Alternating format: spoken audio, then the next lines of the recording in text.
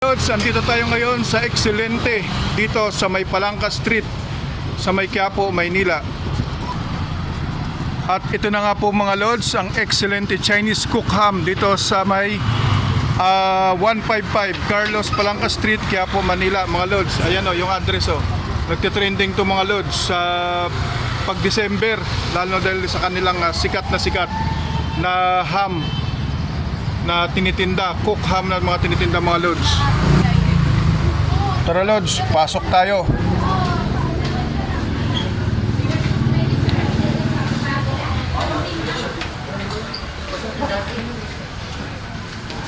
Yan yung mga ham nila mga Lods. Anong tawag dito?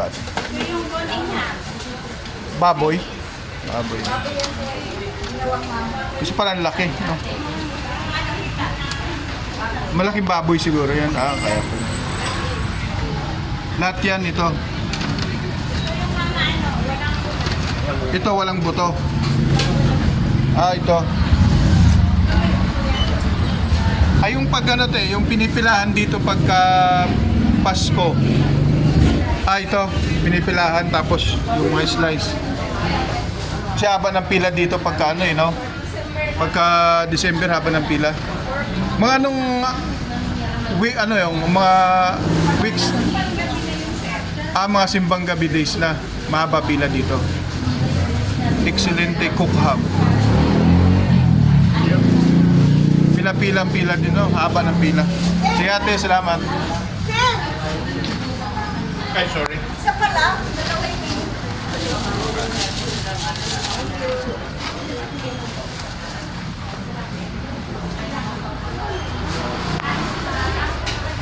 At ito Lods yung mga tinitinda din nila.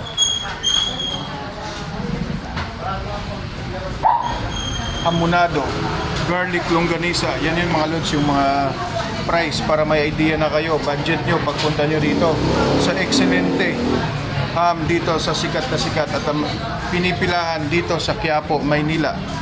Yan, meron din silang ready to eat ham sandwich, chicken empanada, smoked bacon, yung mga Lods.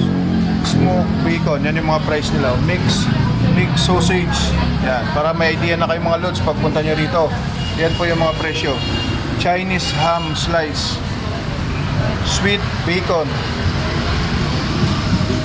Ito naman, scrap ham. Yan mga Lods, scrap ham. At ito naman ang pineapple ham. Yan yung mga Lods, yung mga presyo para pagpunta nyo rito may idea na kayo mga Lods. At ito naman Lods ang slice separate na ham. Kikiam roll 200 isang piraso. Ito yung kikiam roll, malaking kikiam.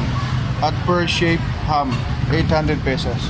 So dito lang to matatagpuan mga Lods sa 155 Carlos Palangka Street, Quiapo, Manila. Andiyan po yung number nila kung gusto niyo pong tawagan. So see you on my next vlog. This is Kuya Dan Vlogs. God bless us all.